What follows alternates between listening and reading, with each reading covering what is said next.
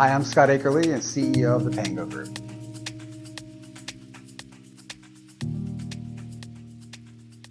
Pango started under Glen Oaks Escrow in 1995.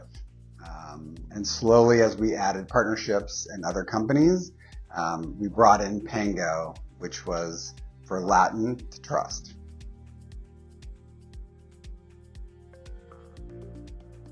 What is the mission of the company is to run real estate settlement services that enhance the lives of our people, partners, and the communities we serve. Our focus was how do you come up with something that will never change? And real estate service businesses was our focus, and what surrounded a real estate transaction that would allow us to enhance the experience of the people in the transaction, which included our employees, consumers, and everybody around the transaction.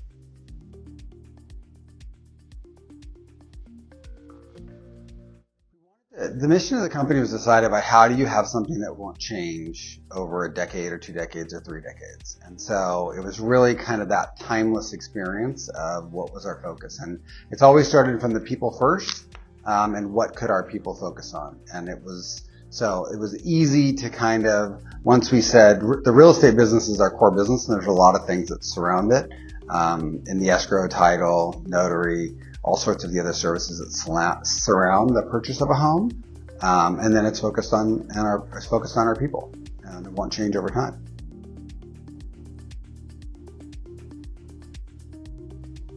Jeff Russell, my partner, we sat down and basically had the initial conversation of what is going to be timeless, and then we brought in an expert from the outside and really started to focus on, how do we go through the process? What's the best way to go through the process? And so we went from hours of being interviewed in the very beginning with the consultant, and then we also then started to bring in all the employees from the company and started to say to them, what would this look like? What are the things you value? We didn't do this in the very beginning. We did this like 10 years into the company. And so we brought in the people that had been here for a while and then a lot of the new people. And we had a survey of the entire company. They said what the mission, vision, values, really the values of what the company and what we stood for. And so we did a company survey on top of that. And then we actually did a face-to-face one-day seminar where we actually got together and we broke it out and really started to define what our values are.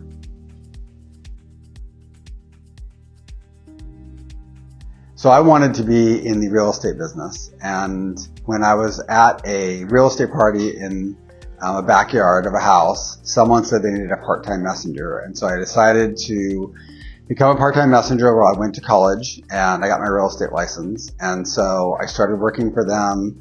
It was fantastic. I could go to college. I could, work in the industry that I wanted to be in. I got to meet thousands of realtors, and just really enjoyed that process of being there. And that was my foot in the door. I liked the business and I felt like I could always go into real estate in the future. So I continued to do that, and really learned the business kind of from the inside out, became a receptionist, worked in the closing department, became an assistant, and just kind of grew that process, over the next couple of years.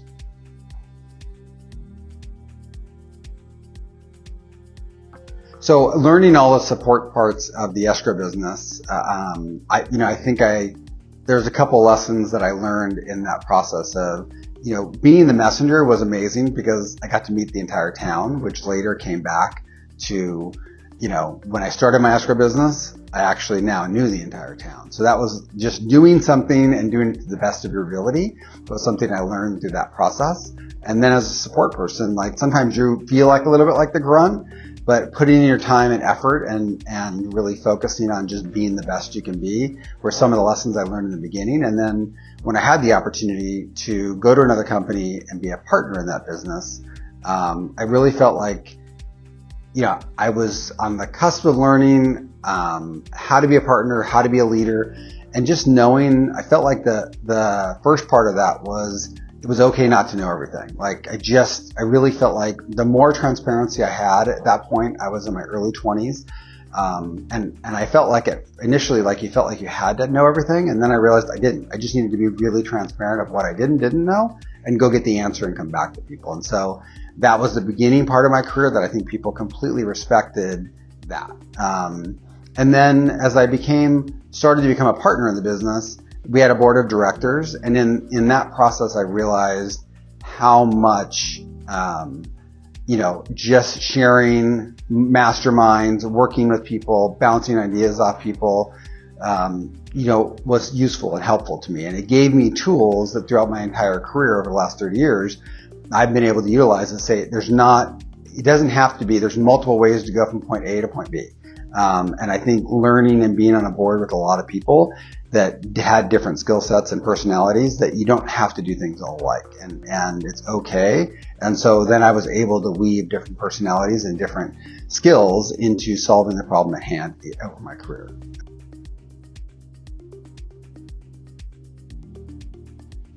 One, I think just communicate. And there's times that I've struggled with that when I don't have all the answers, that sometimes I don't communicate enough. And I think that is the key, is that you've got to communicate. You have to be transparent. Again, it goes back to that initial lesson that on occasion, I want to shy away from because I don't have the answer, but you have to be transparent. And again, being transparent, sharing what you know and how you're going to help get to the process, and that you are going to be transparent as you learn and are able to share with the process. I don't know everything.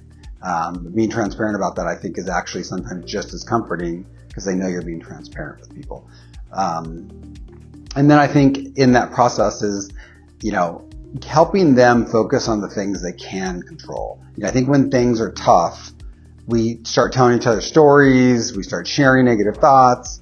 Focus on the things you can control and work on that. And I try to think about activity versus results sometimes in those moments, because in our business, if no homes are selling, I can't focus on the result of getting an escrow because maybe there isn't a deal that closes this week or sells this week.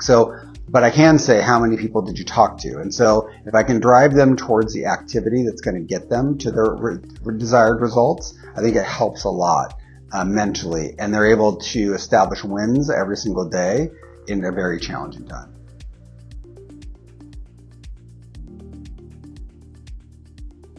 So raving fans was something that, when we were going through how to empower employees, that was how can I bring someone on board day one and say, we are going to create raving fans? I can give them a management tool that they could learn from and understand immediately. And so it was just, how do you make a raving fan out of everyone we touch? And so if an employee was working on a problem, they could immediately, if they couldn't get help or support, they could ask that question to themselves. What would it take to make a raving fan out of this situation, and empower them to do that? And I think it was, as an assistant, I remember being in a situation where I was not allowed to make decisions. And I think it was really frustrating because I knew what the decision was going to be made, but I couldn't give them the answer. And so empowering people to make a decision. And then I think that the part that we added to that was, you're never going to get in trouble for making a decision. The worst thing that's going to happen to you is say, hey, this is how I would handle it next time. And so I think it became extremely empowering for them to do it. And it's it builds a lot of trust over time. And I think it was one of the best things we ever did.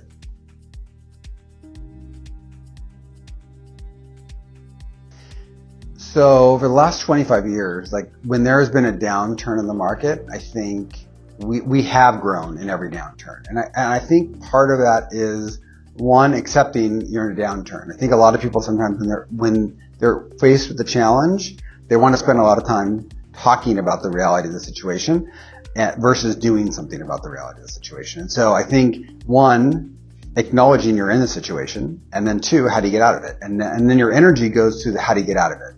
And what can we control in those situations? And so in the foreclosure market, we went out when the market in 2006, 7, and 8, the market crashed. We went out and started talking to banks and say, can we have your foreclosure accounts in California? And so we had 50 banks signed up to do the foreclosures in California, which you don't want to, that isn't the exact type of business you want to do, but it is what it is. And so by us focusing on that, we were able to acquire that business and keep everybody employed and actually grow during that time.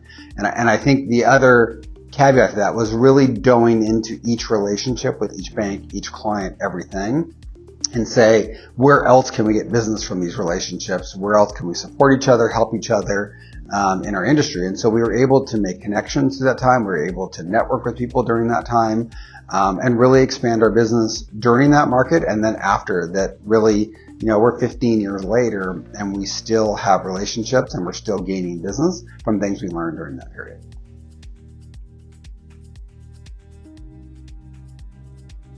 So I think when we're talking about our people, it has to be the focus as a people, because everybody's in a business, and I think the unique ability and the competitive advantage is your people. And so you have to focus on them first, and not only them today, but like, how do you help them grow? How do you help them learn? What do their families need? What do their communities need? It's not just a one thing of, here's a good paycheck. That's not enough. It has to be a complete thing. It's why we do personal development plans. It's why we ask about people's goals. What are their dreams? Sometimes their dreams not actually to be in this business. It's to be in something else. And so that's okay. We can coach them through that and just be transparent about the fact that let's be the best we can be while we're together, and we'll help you transition over time.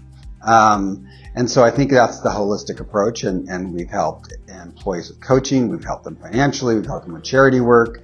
We've helped their kids in different activities, taught them communication skills, about money, all sorts of things that we've done. Because if we're we spend more time together at work than a lot of times you do your actual own family. So we want to focus on our people. And if we're doing all of those things, then their mind is freed up so they can do what's best for our employees, our clients, and take care of them.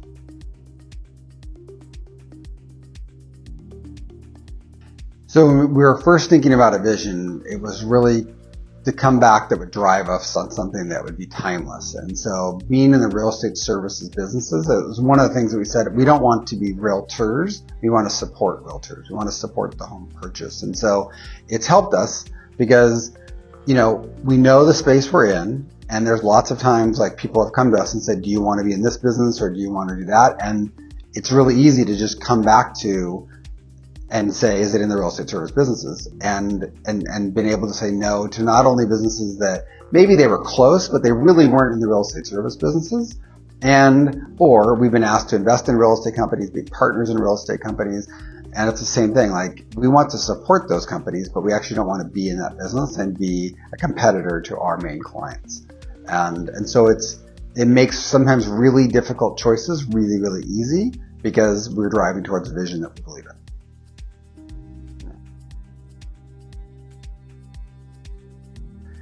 So, I think when you're talking about performance management and things like that, I always feel like I don't have to fire someone. Really, they're making the decision to be fired. I'm not firing them. And so what I mean by that is we're having conversations with each other and saying, here's the expectations and what's expected. And the first part I always go to is, do they truly understand it? So when someone's making mistakes, I'll take the blame of, did I explain it properly?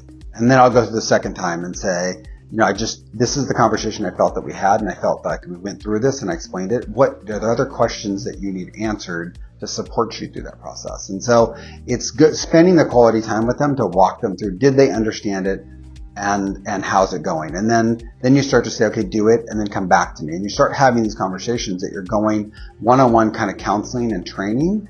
And then when it continues to happen, then you can kind of escalate it from there. Like, I want to make sure you understand this, because if it continues, I'm going to have to write you up. Like, this is a verbal warning. The next time I am going to have to write you up. And from there, it could be asking you to leave. And so when you're asking those conversations, I feel like a lot of times when I've gotten to the point of actual termination, that there isn't any hard feelings because we've had those conversations. And I remember the first person I actually had to fire, we had kind of gone through this and we both cried and it was horrible. But she actually wanted to be in the singing industry. And so she left and actually became Madonna's backup singer. And so if it wasn't for us going through that process, she never would have followed her dreams and she never would have actually done it. But she didn't really want to be here. And so it ended up ultimately a beautiful story, no matter how hard it was. I feel like going back to like sports as a kid growing up, like I don't feel like I could ever say how to make a better tackle without someone telling me how to do it or coaching me through it. And so I feel like my entire life I've had a coach to help guide me through things. And so when I got into business, I took a Anthony Robbins class, and he was saying, and there was like 15 different business owners all talking about how they did things. And I'm like, well, that was amazing. I just got 15 different business owners telling me how they run their business and what they do. So why would I not want someone like that helping me at all times? And so from day one, I felt like I've had a coach in every sport I've ever played, and in business, why wouldn't I do the same? And so I always looked for that. And I think I've always had at least one coaches and sometimes 3 or 4 coaches at a time that are helping me in different areas of business. And I just think it's the same thing when we talk about our employees. If I feel it's that valuable for myself, how do we not do the same thing for other people? And so I think it's something that we, a long time ago, thought about how do we support people, and our personal development plans was the first step to that, of asking the questions, what is their future? What do they want to work on? What are their personal goals? But then it comes to a point also, that's not necessarily good enough. Like, people need more specific training and coaching. And a lot of times that isn't about work. It's about something personal that they're struggling with. And how do we help share resources or help them to get the answers that they need, and walk them through it. So it's just, I think it's been something I've highly valued my entire life. And I would highly recommend everyone to have a coach at all times. So.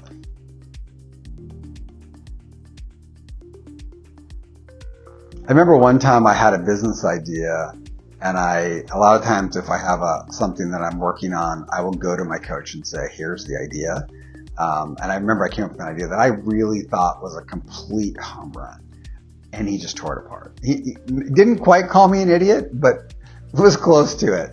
Completely tore it apart, told me all the areas that I was missing, and he was right. And I redid it. I went back and recreated it, and it was a home run. But I was embarrassed. Like, it was like, oh my God, how could I be so positive about something and have it just torn apart? Because I'd never done it before, and I didn't know what I didn't know. I didn't know what else to ask. And so to be able to present it to someone who had more experience in the area that I was looking at was, I think it's one of the best things that ever happened to me.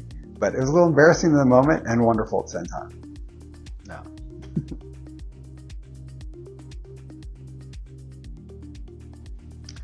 It's hard for me to say fail, because I just adjust.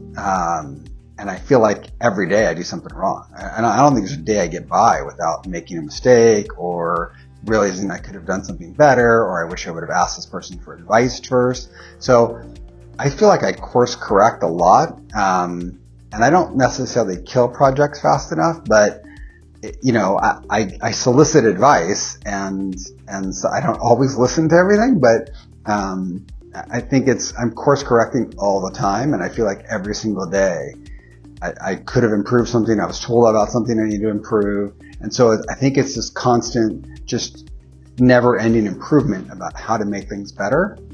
And so it's a constant battle of, something didn't work out, but just how do you make it better? And so that's my philosophy.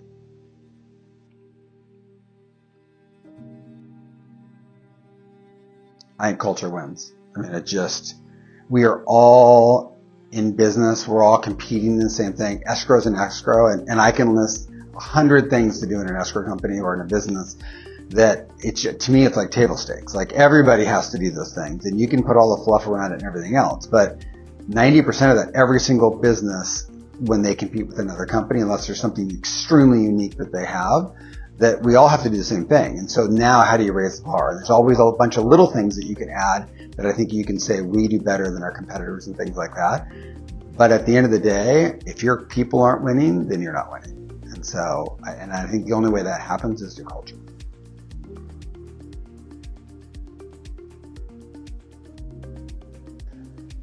Well, I think in the industry it's in, what would my culture principles? I think it's important to have kind of a vision of what you're trying to do and what you're trying to accomplish, because I think surrounding yourself with people that live and breathe and the desire to accomplish something has to be there. And so what is the vision? What are you trying to accomplish? And then just getting a group of people, a tribe together that believes in it. I think about work 7 days a week, 24 hours a day, and I don't ever think of it as work. It's like when an idea pops in, I can be anywhere and something pops into my head, and I think about, oh my God, that would be incredible for a company. And so I think, how do you create that tribe that everybody's on the same mission and everybody knows what you're trying to accomplish? And I think not making that too broad, becoming more focused on trying to accomplish fewer things and being exceptional at them versus a bunch of things and being mediocre at them. Be exceptional at a few things and build that rallying cry together that everybody believes in. Learn about company culture only on Kulture Plus.